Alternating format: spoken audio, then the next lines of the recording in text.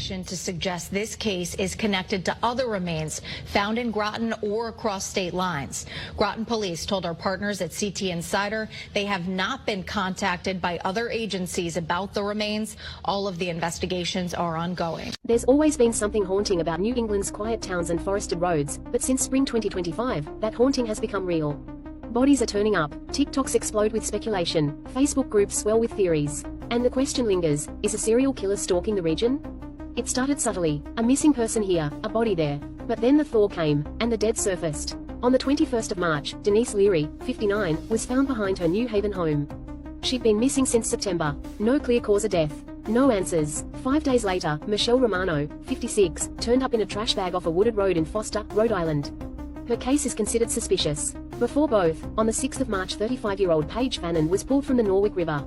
Her belongings had been left neatly on the riverbank. No cause of death, no confirmation of foul play. Just unease. More followed. A woman's body in a suitcase near a cemetery bus stop in Groton. Remains in Killingly, Plymouth, Framingham, many still unidentified. By April, 6 sets of remains across 3 states had been discovered in just weeks. Police insist there's no link. No confirmed evidence of a serial killer, said New Haven detective Christian Bruckhart. Yet the internet doesn't agree. A Facebook group called New England Serial Killer now has tens of thousands of members. TikTok sleuths point to eerie patterns, timing, and victim profiles. Police maintain there's no public threat, but locals aren't so sure. In towns like Foster, Groton, and Killingly, fear has taken root. Theories multiply, trust erodes, no suspect, no arrest, just bodies, 3 states, 6 victims, and one chilling question, is there a serial killer hiding in plain sight?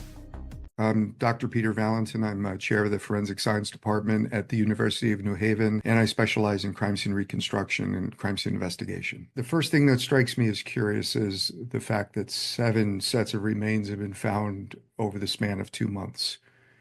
That in and of itself is rather curious. It's certainly a lot to find in a little, and it's a large number of human remains to find in a short period of time. And so whether that is the product of a directed search in particular areas, because there's a belief that more remains will be found, we can't know because that information is not public at this point, or whether or not there's information to suggest that there's a reason to search, or that information is not publicly available.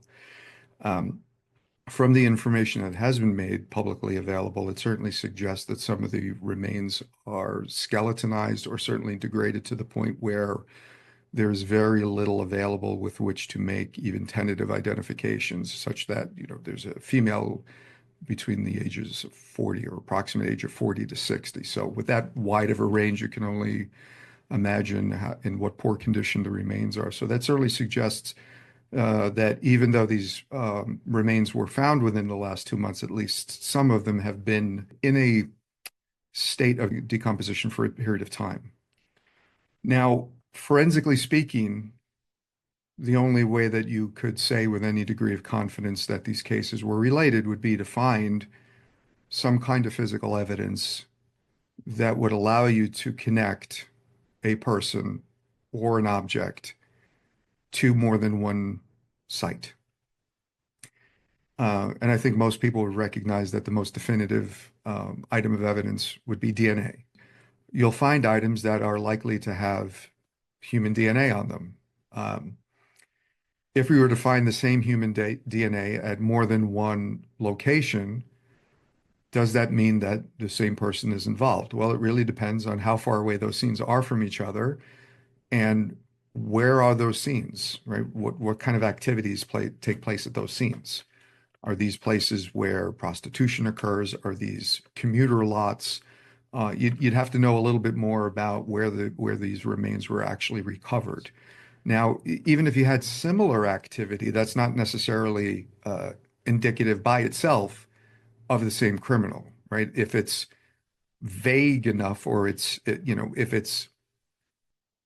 it's not specific enough, I don't think you could use that alone to say that you have the same offender, right? You really would want to at least entertain the possibility that you could have multiple offenders committing the same kind of crime in multiple places. As a detective, you do speculate, right? You make logical leaps with, not a lot of information at your disposal, and that's what we should be doing, right? That's what, we see a lot with a little, but at some point you need to then supplement that with additional information. So could these groups be a source of useful information? I think that's a possibility. Are these groups also potentially a source of wild theories that have very little grounding in, the information that actually does exist? I'm sure that's true as well.